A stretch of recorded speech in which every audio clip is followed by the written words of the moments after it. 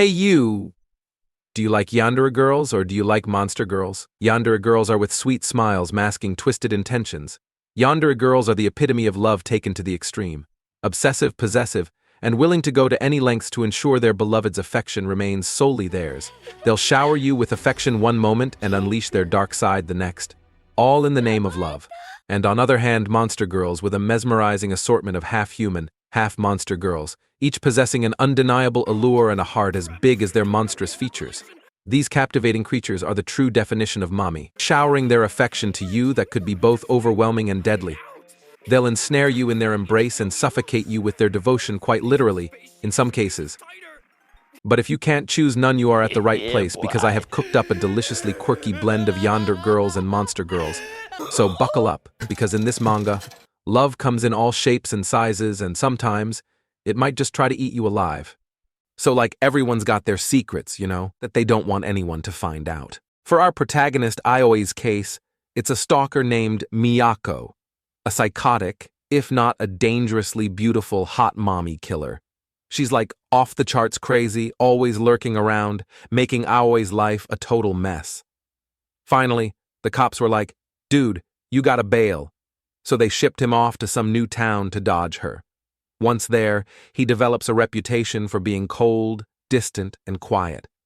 When he overhears his classmates talking about a woman with bandaged arms, he fears that Miyako has somehow sniffed him out again.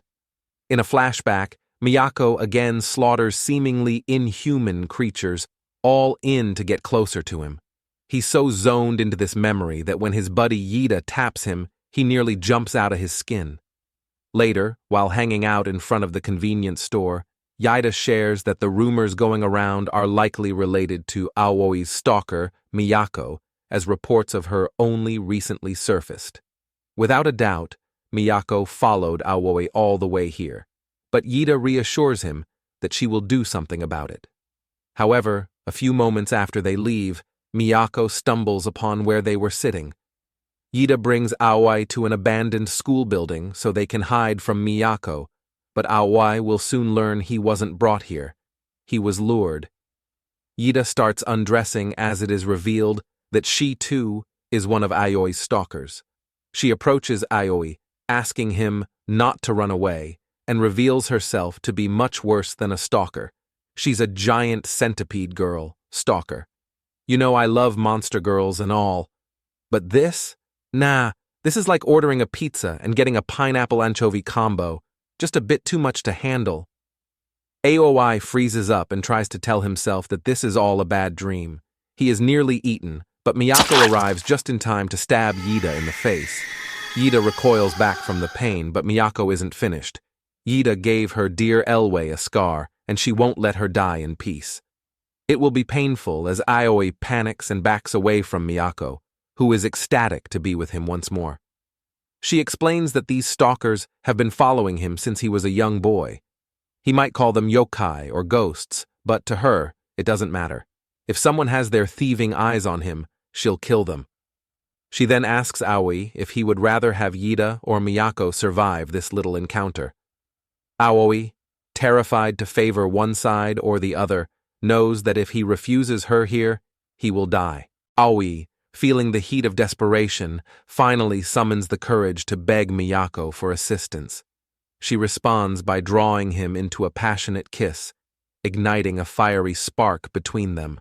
As they reluctantly part, a sizzling trail of saliva lingers, bridging the gap between their desires.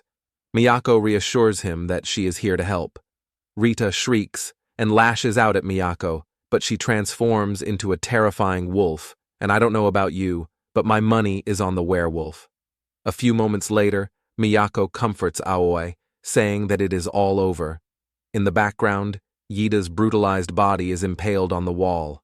Aoi wonders if he made the right decision trusting Miyako, who is clearly madly in love with him. But for the time being, he has no choice. As Miyako embraces him, she asks if he can see them all. Aoi's eyes widen as a whole host of stalker yokai and creatures are watching him outside the window. Aoi continues to tell himself that this is all a bad dream. But Miyako's blood-soaked embrace reminds him that this nightmare is all too real. Aoi wakes up from another nightmare of Miyako trying to eat him, but Aoi's eyes opens to discover Miyako straddling him like some twisted throne, and a pang of jealousy gnaws at me, wishing I could be in his shoes, even if they're being smothered by a stalker. Aoi thought if he was still dreaming.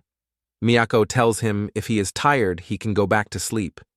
Miyako's expression is like a front-row ticket to a horror show, complete with a VIP pass to soul-sucking Central. Aoi finally realized that she really is, inside his house always, slowly backs away. Miyako tells him that she told that she will always be by his side. Miyako also borrowed his clothes and starts sniffing it. Aoi wonders how she broke into her home. She even made him breakfast. Aoi thought he needs to get away fast, but Miyako warns him as a yoke nearly grabs him. She strolls over, breaks its fingers, and reassures him that she is here to protect him. Miyako busies herself in the kitchen, whipping up breakfast for Aoi with an eerie calmness that sets his nerves on edge. Despite his wariness and suspicion, he demands answers, needing to know who she is and why these yokai are hot on his trail. Miyako, ever enigmatic, begins to unravel the tangled web of yokai lore, explaining that yokai as humanity knows them are merely spirits or urban legends. Yoke themselves know that they are just remnants of what they once were. She mentions that Elway should know a thing or two about them, but disturbed, he always gets up and leaves. Miyako approaches him from behind and asks if he is hiding something, which triggers a flashback of him lying bloodied on the floor in a psychotic episode. Eloy pushes Miyako to the ground and threatens to stab her with chopsticks. Surprisingly, she welcomes her death at his hands if killing her can provide him some sort of comfort. She is open to it, saying that she's willing to do anything. Awa's resolve crumbles as he breaks down in sobs, finding solace in Miyako's unexpected comfort. She tenderly strokes his head, promising to stand by him always, even as he insists she'll forever be just a stalker to him. As Aoi reluctantly heads to school, he warns Miyako not to misunderstand their connection. It's temporary, at best.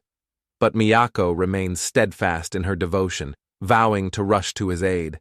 As Aoi heads out, Miyako's legs weaken, her primal urges begging to devour him. However, Miyako's senses flare as she detects the presence of another yokai lurking within Aoi's school grounds. With an almost feral determination, she claws at the wrought iron gates, hunting for her unseen prey. Meanwhile, Yida's abrupt disappearance is dismissed as a simple transfer, but rumors swirl about her connection to Aoi. However, none of them want to directly talk to Aoi. They find him unbearably creepy and unsettling. Aoi's frustration simmers as he imagines Miyako's reaction to the rumors swirling around them. In his mind's eye, he sees his classmates meeting a gruesome fate at her hands, with Miyako demanding praise in her twisted game of affection. It's a disturbing thought, but in a twisted way, they might just be a match made in hell. Shaking off the unsettling daydream, he's jolted back to reality by the sound of his classmates discussing someone outside. He got frightened and rushed there. His classmates were thinking who she is. Seeing Aoi, his classmates immediately connect the dots, realizing Miyako must be the stalker Yida mentioned.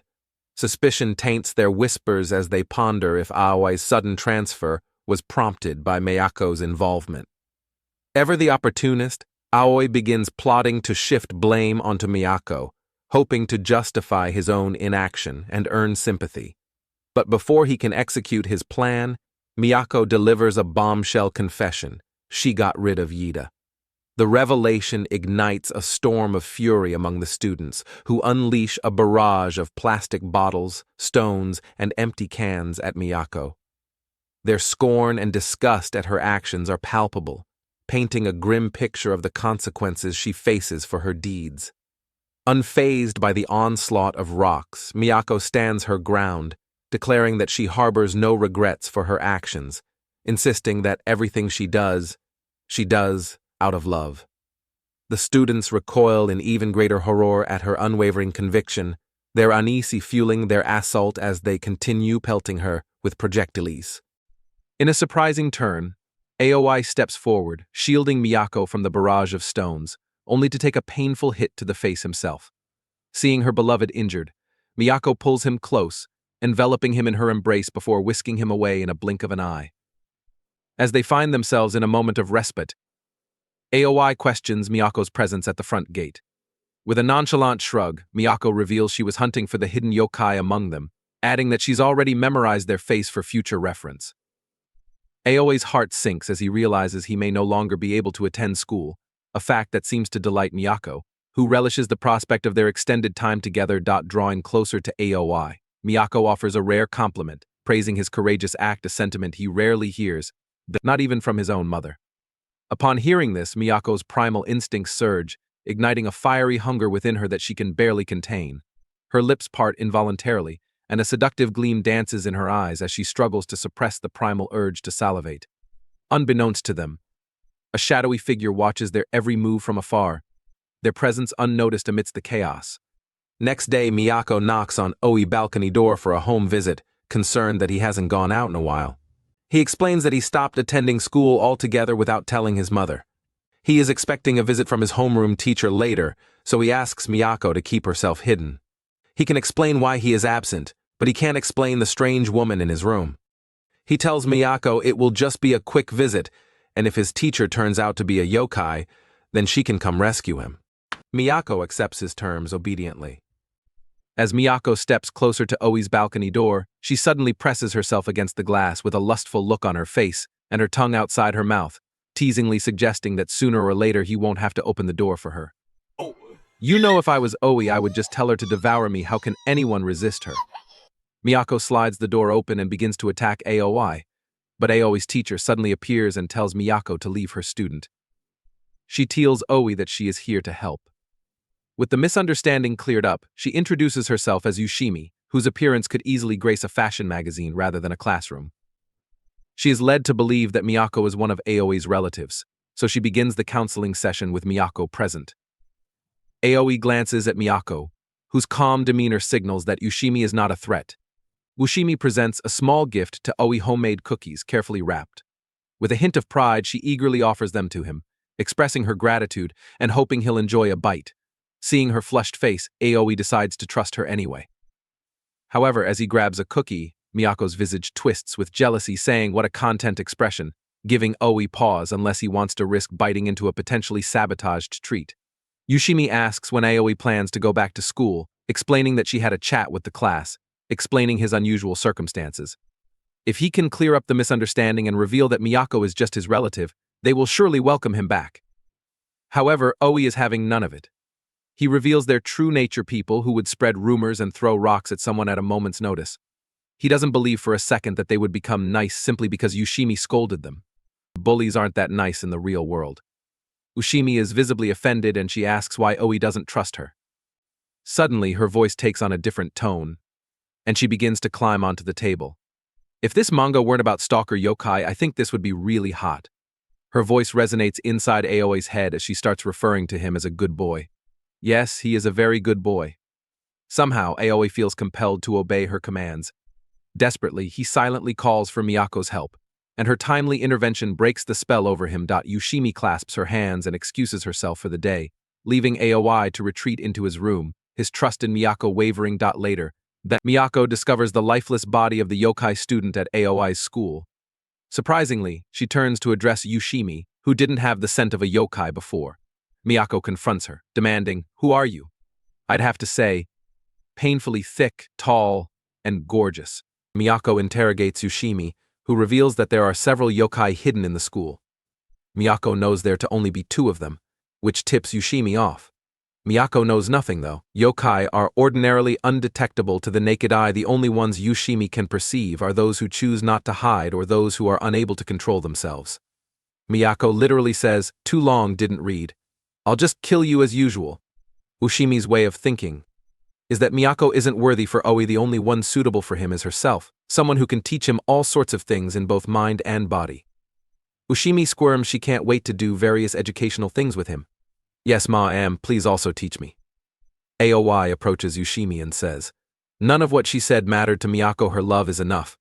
Furious, Yushimi tosses her glasses aside and begins her terrifying transformation. Throughout the ages her words and very presence were revered. Her eyes snap open, laying down a prediction of Miyako's death. She reveals her true form as Ushiana, a terrifying monster with an ox's head and an ant-like body. Miyako still doesn't care, and she swings at Ushimi wildly. However, Ushimi curls her body around Miyako's, reminding her that her death is assured. She impales Miyako in the stomach, and she slowly begins bleeding out. Ushimi takes her time with her big villain speech, revealing that she had tricked the yokai student into cooperating with her and alienating Aoi to make him more vulnerable. Of course, Ushimi killed her, but it's a yokai world. Until now, Aoi still refuses to listen. She maintains that nothing matters more to her than love. She can't help it. It's such a warm, addictive feeling. She unleashes an even more monstrous form, far more grotesque and ferocious than Ushimi had ever seen. Moments later, Ushimi lies bloodied against a pillar, commenting that she was no match for a beast. She is eager to meet Miyako next time, in the next life. However, she blames Miyako for the tragedy that is to come, or rather for what was once Miyako, as Miyako raises her hand to strike down Ushimi.